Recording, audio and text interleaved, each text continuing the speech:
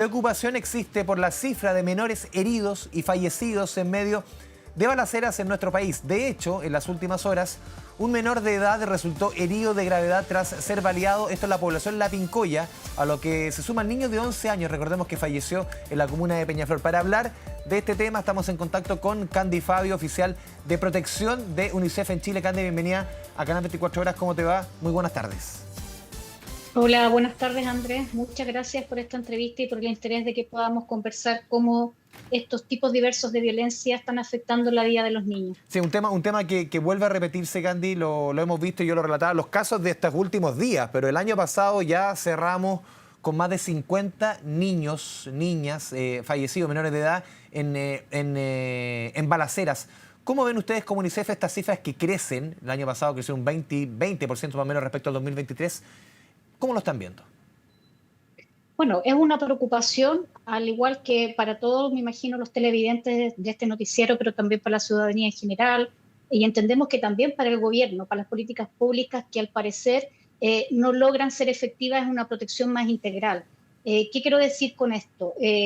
Existen datos y efectivamente se viene confirmando una alza sistemática y sostenida que ha quitado la vida a niños que parecieran ser pocos en un año, pero han sido víctimas de homicidios, de violencia, han fallecido en distintos contextos. Lo que vimos el otro día o hace un día atrás en la comuna de Peñaflor es un contexto barrial. Es un niño que estaba Donde mirando un la partido de fútbol, no familia tenía nada que ver. estaba mirando un partido de fútbol.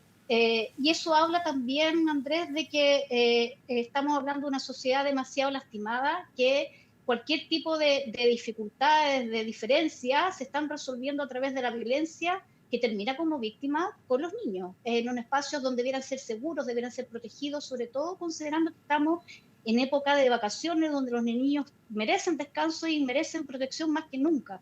Entonces, es una vulneración que ha sido muy consistente este último tiempo. Generalmente estábamos todos muy enfocados en términos de políticas públicas a visibilizar la violencia que ocurre en el contexto de la crianza, al interior de las familias, ¿verdad?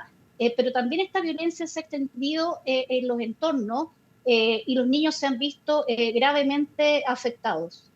A ver, tú bien nos relatabas recién, Candy, que en el fondo hay diferentes contextos. Por ejemplo, los niños que son utilizados en los mismos delitos, como soldados, entre comillas. También hemos visto otros casos que, por ejemplo, adultos, en caso me ha tocado en diferentes noticieros relatar casos de adultos o que llevan a niños menores, por ejemplo, a sus propios delitos. Es decir, van a comprar droga o van a llevar y llevan al primo, llevan al sobrino y sucede lamentablemente lo que sucede. Y también otros casos como el de Peñaflor, un niño que salió simplemente a ver un partido de fútbol y se cruza en medio de una balacera. Me imagino que cada uno de esos escenarios, cada uno de los contextos que tú nos relatas, tiene un tratamiento distinto, ¿no? Claro, precisamente a propósito de que pareciera ser un número pequeño, todos estamos muy preocupados porque el aumento ha sido sostenido. Al mismo tiempo es oportuno poder analizar caso a caso y para cada caso tener una diversidad de respuestas de política pública. No es lo mismo un niño que vive en un entorno inseguro. Peñaflor es una comuna insegura. ¿Cómo ocurren los partidos de fútbol? ¿Por qué la gente está accediendo a armas? ¿Por qué los adultos están resolviendo sus diferencias en un partido de fútbol a través de una balacera? De otra forma, a propósito de los ejemplos que pones tú, que involucran a niños en delitos, precisamente siempre se tiende a castigar mucho más a los adolescentes que mueren en este tipo de delitos o que sencillamente son encerrados, privados de libertad, sin tener políticas preventivas que también miren la trayectoria que han tenido estos adolescentes, Claro. ¿En qué donde contexto son crecieron? captados por bandas, así es, son captados por bandas y cuando mueren o cuando caen en prisión, cuando están en internación provisoria o sus sanciones privativas de libertad, sencillamente son reemplazados por otros adolescentes.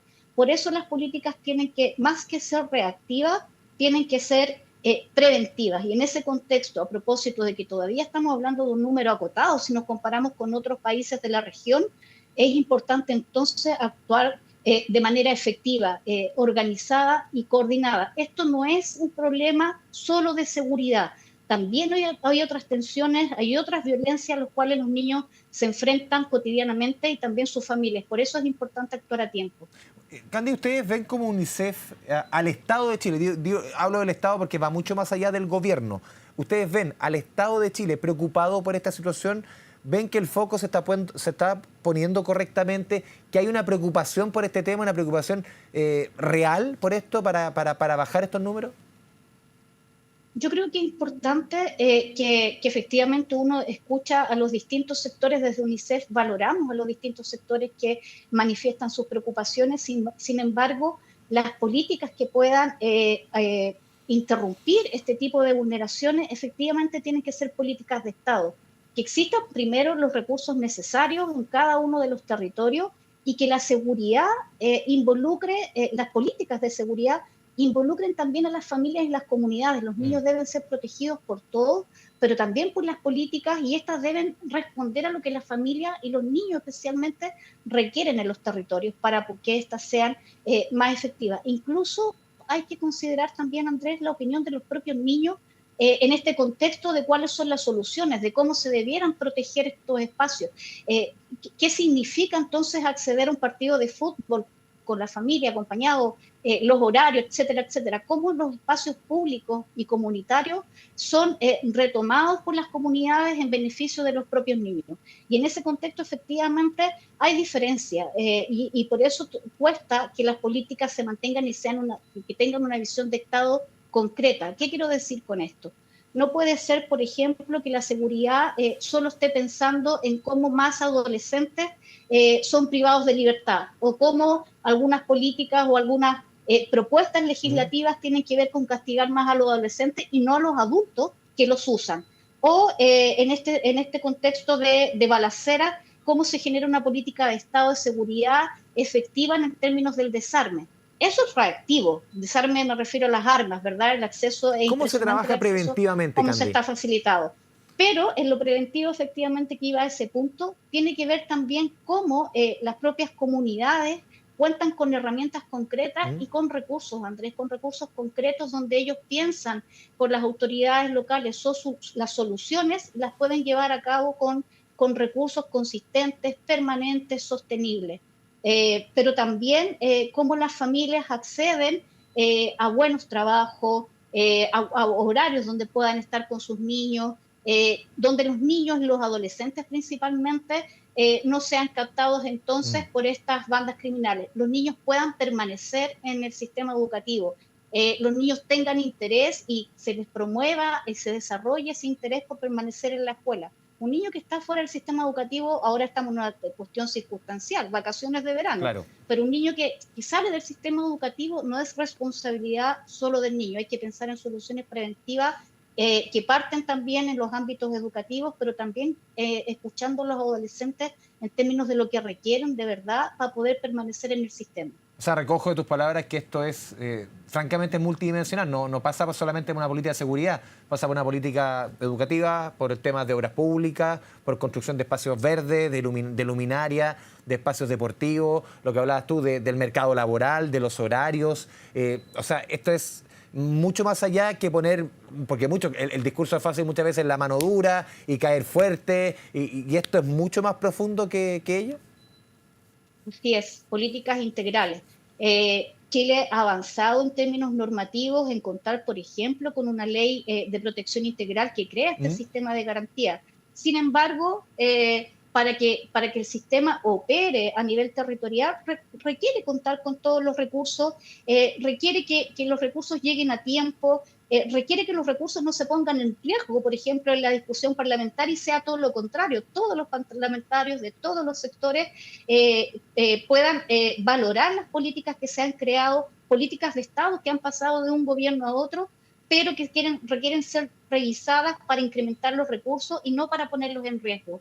Y en ese contexto también es importante poder generar alianzas entre los poderes del Estado para proteger a los niños. Políticas de salud vinculadas a salud mental. De verdad que en términos de sociedad algo está ocurriendo respecto a la salud mental, especialmente de los adultos, en donde el conflicto se resuelve a través de violencia y hoy día a través de violencia armada. Y en ese contexto los niños están corriendo peligro. Candy Fabio, oficial de protección de UNICEF en Chile, te agradecemos este espacio, esta conversación con Canal 24 Horas. Muchas gracias por el espacio. Muchas gracias a ustedes y estamos siempre disponibles para hablar de este tema. Buenas tardes.